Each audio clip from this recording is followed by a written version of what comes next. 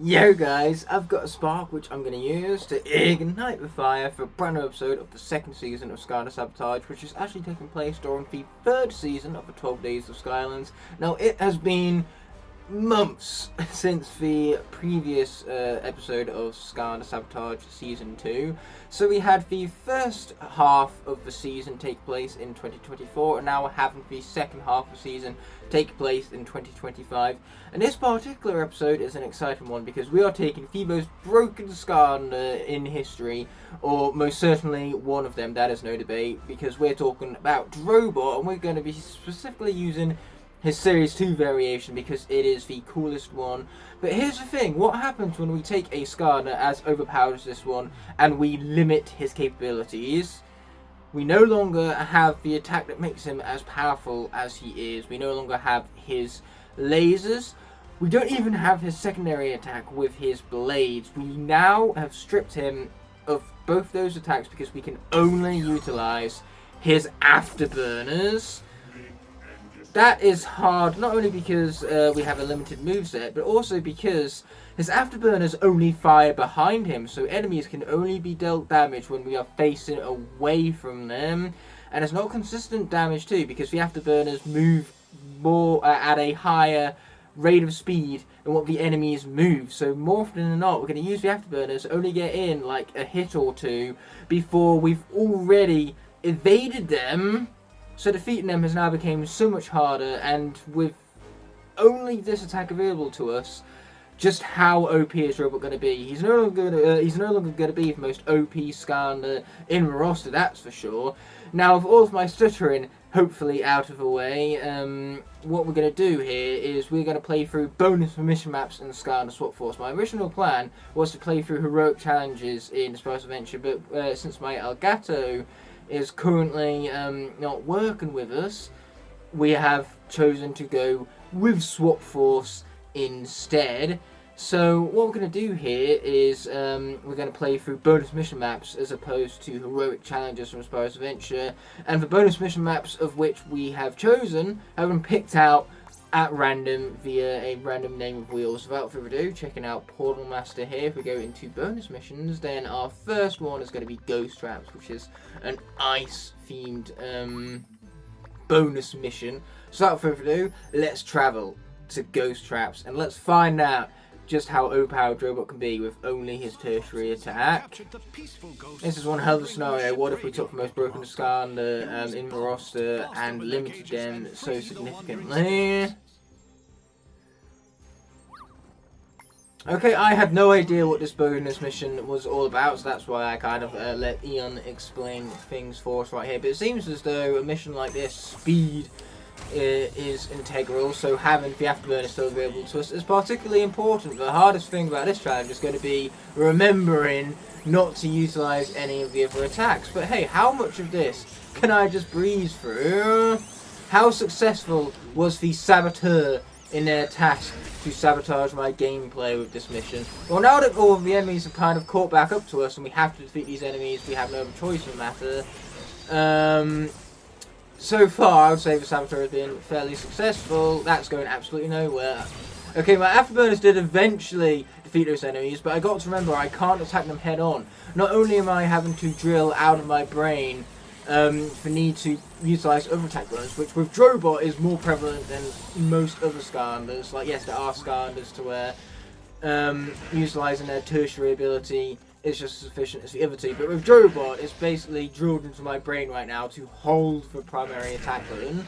But not only do I need to drill that out of my brain, the fact that I can now only utilize the tertiary attack button, but it's so weird that I can no longer just charge into enemies facing them and kill them so easily. I have to walk up to them, turn around, and then activate my afterburners, and even then, hitbox are so janked that in that situation right there, my afterburners did not even come into contact with the enemy. So yes, my next fear is that can I even complete this mission in under 5 minutes with only my afterburners available to me? Yes, they are a good attack for speeding me up, but in terms of defeating enemies, not so much. We've seen that literally just unfold before us. Boom! Ah, not boom. There we go, that's better. At least I do have knockback. The afterburners knocking them back has turned out quite useful for me. But again, it adds to the challenge because I can't attack them more than once after the afterburners has initially knocked them back. And I'm heading in the opposite direction again. There's no way of attacking them more than once. And now we have another enemy scenario. I'm trying to see if I can utilize this bomb here to my advantage, if it actually like deals damage to enemies or not. Is what I'm trying to figure out right here. We are on a hard difficulty for your information, same as we usually are whenever we have these sabotage challenges. But yeah, it seems as though the bomb just isn't of any use to us when it comes to defeating these enemies, and neither are my afterburners apparently, because the hitbox is just so fucking jank. I'm better off starting the afterburn and then trying to reposition myself after I engage the enemy, rather than instead of walking up to the enemy, turning around and activating the afterburner. I'm learning a lot of very interesting Drobot strategies, having to play through these bonus missions in ways I would usually not intend to. Oh boy! And this guy doesn't even get knocked back. He doesn't even have the main advantage of this attack. Luckily we can jump, so the crystals shouldn't be too hard to deal with. Thanks to my jumping attack. But come on! You don't mean to tell me seriously that attack didn't count? Yeah, this guy is taking so much longer to deal with than usual. Drobot is no longer as OP as what we're accustomed to seeing, that's for sure. So the Saboteur definitely sabotaged Drobot's efficiency going through these bonus mission maps, that's for sure. Let us grab this bomb right now. Oh, I'm having to fight so hard against my habit right now. Every fibre of my being is telling me to push the square button, but I cannot. That would be a failure of the sabotage challenge. Okay, here we go, let's take it out. Sweet! And we need one more bomb, which is locked back there. The question is, can I just go back and grab the bomb from the place where we were previously? It's not exactly going to be difficult to bring it all the way back up here with Drobot's speed and capabilities, especially with his afterburners in combination right now. Oh, but getting hit by the frost cannon isn't particularly good. Boom! Is that going to hit it from back here? It is not. That is lame. I suppose the quickest way is to just take out, to bite the bullet, take out this here ice gear golem. Okay, finally that attack landed. It appears as though rather than being like directly adjacent to the enemy, it's far more efficient to be at an angle to them, a right angle specifically. Yes, the right angle is definitely a lot more efficient. Ow! Not when I'm taking hits to the face, it's not.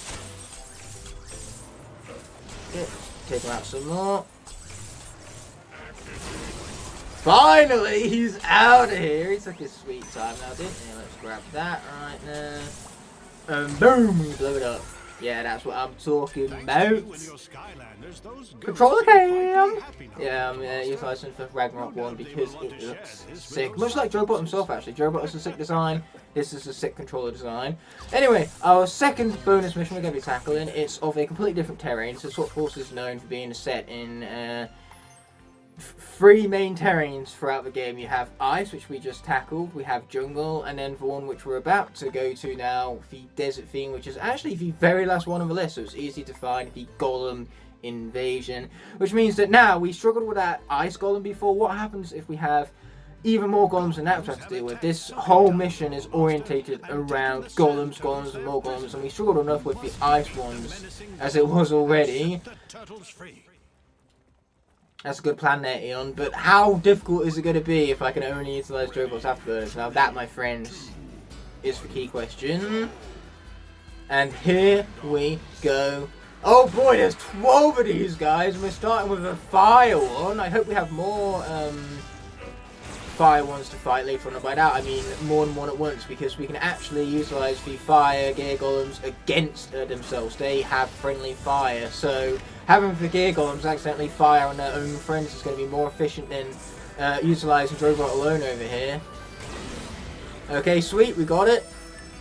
Yeah, you guys could tell how much I rely on Drobot's other attacks based on how inefficient I'm being with the spacing of the afterburners, because the more you know this moveset, the better you're going to be at judging like how far away you need to be for the afterburner hitboxes to collide with the enemy hitboxes. Oh boy, I now have shockwaves to deal with. Oh boy. You're also just going to be better at manoeuvring with it, period, the more you utilise this attack. And the funniest thing is that when I play as Drobot, whilst he is a one-trick pony, I do try at least to utilise the other attacks. I'm better than most people at doing such things. So even I'm ill-equipped for this sabotage, being someone who still tries to utilise Drobot's other attacks. At the end of the day, the most efficient way to play this character is actually, like, whilst utilising the afterburner attacks, you actually fire off your blades backwards. So the best thing to do is utilise your afterburner attacks, knock back an enemy, and then whilst they're behind you, take advantage of the gear blades. This air gear golem is making it very difficult right now, and the air spell punks are just adding to that nightmare. Like, the way that they're situated, right here by the cacti, is really tough to get at them, with the afterburn attack being the only one I can utilise. And now the air gear golem is protecting his friend. Not cool, fella. Okay, cool. Finally, the life sculptors are out of here. Now it's just the air gear golem to deal with. And I have a very small window of opportunity to attack him, so it doesn't help when I miss with my attacks. Okay, that somehow landed. Don't mind if we do with that. Got him! Didn't get him, didn't get him. Still not getting him. Not quite. Okay, let's get him some more. Come on, die, fella! Oh, that even gets him mostly spinning. That's good to know. But finally, he's out of here. We saved a turtle. Yes, the air ones are definitely the toughest most ones I'm experiencing. Oh, boy. Yeah, the question is, am I even going to finish this on time? Okay, let's try and lead the fire gear golem to his friend over here, because then at least we have the fire gear golem dealing friendly fire. Like that! Stupid earth golem. Okay, now that we've dealt some good damage to the earth golem, let's see what we can do against the fire one. Okay, there we go. There we go again. Why don't you guys just die faster? I mean, I need them to do that because I'm running out of time. Okay, we got him once. Let's jump over the shockwave, get him twice. That's still not enough, even with a friendly fire, apparently. Sweet, get him out of here, grab the taco, and then get out of here.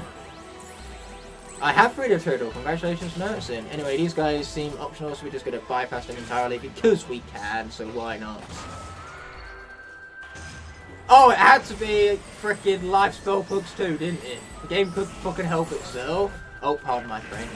This is a festive special at the end of the day, you know. There's not much festive about gamer agent swearing now, is there? Yes! Attack your friend! Neither of us have much festive stuff, like, to do with violence either, unless you're watching the film Violent Night, that is, not the film, for film. And here I was thinking all of my stutters were behind me after the first 5 minutes of the video, but apparently not. But say, it's not really much of a festive theme when violence is involved. Even if I am acting in a more pacifist manner, avoiding lasers and utilising the afterburners alone, like this is Drobot on pacifist mode. Just, you know, about the pacifist part. It's pacifism minus the pacifist. Oh boy, more freaking life spell punks, my least favourite in this challenge right now. In fact, just my least favourite period. Which makes them very good at doing their jobs, because spell punks were made to be annoying, and boy are these guys annoying. Yeah, watch out for the shockwave. And I can't knock her back either, you know, aka the best thing that this attack has going for it. At this rate, we're going to lose Stage 2 Drobot, and I'll have to use one of his other forms, like his lame Lightball form.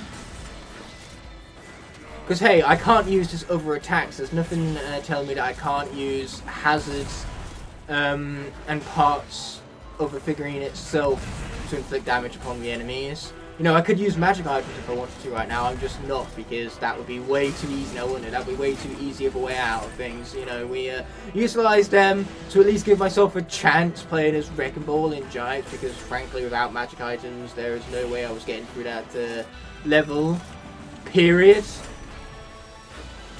So hey, that challenge was at least plausible with magic items, but this challenge I can do even without magic items, and where I can, make the challenge a little bit more fairer, I shall. And by fairer, I mean give the enemies a fighting chance. Not much of a fighting chance, but a fighting chance all the same. Get him out of here, sweet! And now the turtle has been rescued, but I believe this final encounter is going to involve 3 golems at once! It reminds me of the Chaos fights back in the Pokemon days, where you have you face off against all 3 minions at once! Or not, it looks like it's just for one actually. But once again, the golem is kind of helping us out a bit with friendly fire. He was, now he's not so much. Where's food when you really need it? Oh, speaking of which, asking you shall receive, I suppose. Thank you for defeating your friend on my behalf. I appreciate it, bruh. Okay, let's try not to get hit by some fire. You can't catch me. I'm way too busy outmaneuvering this guy. Boom. Well, the fire gear golem is definitely the easiest ones to deal with, which is ironic because I'm defeating the fire gear golem with fire. This is one of the few attacks in Forest Adventure that count as a fire-based ability, so they can defeat zombies in Cadaver's Crypt, making Drobot one of the few non-fire Skylanders that can defeat zombies in a game without a cannon or without a candlestick. Obviously, Spyro being the other one. I'm trying to think, there's definitely other Skylanders that have fire-based abilities that aren't off the fire element. I feel like Trigger Happy's Yamato Blast might count. I can't remember if it does or not. But the Yamato looks pretty fire to me. Ow. That's a cactus. Oh boy, we only have a minute left. It appears the biggest threat in this level isn't the golems, it's the fucking timer. Especially when we're dealing with blooming air dudes over here. Okay, I really need you guys to die some more. And stop killing me whilst you're at it. Okay, cool, we got some food, but what I really need to focus on right now is actually killing these guys in time, because time is one thing we are running out of, apparently. How did that not count? I want a refund on that hitbox right there, video game. Okay, cool, he's out of here. Well, he's not actually out of here, we've got to fight a lot harder than that if we want to get him. This is going to be really fucking close right now. Oh, I can't just turn it off and on again. Oh, one of them's down! One of them's down! Get him! Get him! Oh, that was so close to a failure right there. We did it! Oh! There wasn't even 1 second left remaining. I can't even make the joke about the cliche of 1 second remaining on the timer because there was more than one, but not many. Which means it was close, but close is quite good. The enemies just simply aren't good enough for our wrath. And that being said, we was mentioning about the 3 different terrains that Swap Force has to offer. Largely they are set in jungle themed levels, ice themed levels, or desert themed levels. Now we get to play the last of the 3, jungle theme, where we're tackling some rather fishy fishing. I'm kind of surprised we don't have like Rampant Ruins themed bonus mission maps, you know, bonus mission maps set in the Archean Graveyard, because that is by far the coolest fucking setting in this game. Again with the French, this isn't very jolly of me. Okay, here we go. Once again I can utilize like things given to us by the game, such as bombs, even though that bomb was not very accurate. So I can utilize these as the bonus mission intends. I just can't utilize my other attacks. My other attack buttons, I should say, to be specific. You know, there are other attacks that Skylanders possess. Like, for example, if we utilize Light Core Drobot, he has this Light Core Blast we can take advantage of. Which is only going to really happen if regular old Drobot here winds up getting defeated in battle. That's the only reason why we need a Light Core Drobot, and hopefully not even that tragedy will befall us on this day. Once again, we got to keep it close for the excitement factor, but close still counts. It doesn't matter if we win by an inch or a mile, winning is still winning, as a famous man once said. It don't matter if you win by an inch or a mile. Winning's winning. And yes, that was obviously in reference to a previous mission where we managed to complete it with barely any time remaining. But hey, who cares how much time is remaining? So much as we had a single second left at the end. That's all what we needed to complete the level. Okay, cool, those guys are out of here. Let's continue on. This is actually a lot easier with our afterburners. Ironically. Oh, man, it had to be a tech one, didn't it? Tech on tech action. Which is interesting, because normally you wouldn't see the tech gear golems in this jungle setting. Normally they're exclusively kept for Phantasm Forest level, or obviously inside Chaos's mouth, in the case of the final boss of the game. Sweet, he's out of here. No trouble for us, at least not on, you know, a peasant difficulty such as hard. Maybe Nightmare mode would have been more efficient for this character in terms of killing him off, that is, because the enemies are not being very efficient in doing that. Even with his limitations, he's too overpowered. This is just Drobot incarnate for you. Okay, here we go. I really want to take out that spell pump, but it's moving too fast. It's actually outmaneuvering me. This is where the sabotage comes into play. Wow, the sabotage is unbelievably clever. Congratulations, I suppose, to the commentator who left it. How dare you hit me? That's just rude. Here I am, minding my own business, killing a spell pump, and this guy comes out of nowhere and shoots me from behind. Wow, so rude. Okay, cool. Let's get him. But yes, for a moment now, I really did not think I was going to complete that golem challenge. I thought for a moment we had failed for a split second, which ironically is exactly how much time I had left. Okay, that guy's got to go, or not, I guess. Dude, get out of here. You two, don't think I forgot about you. Sweet, and now we can grab that bomb right there, don't mind if we do.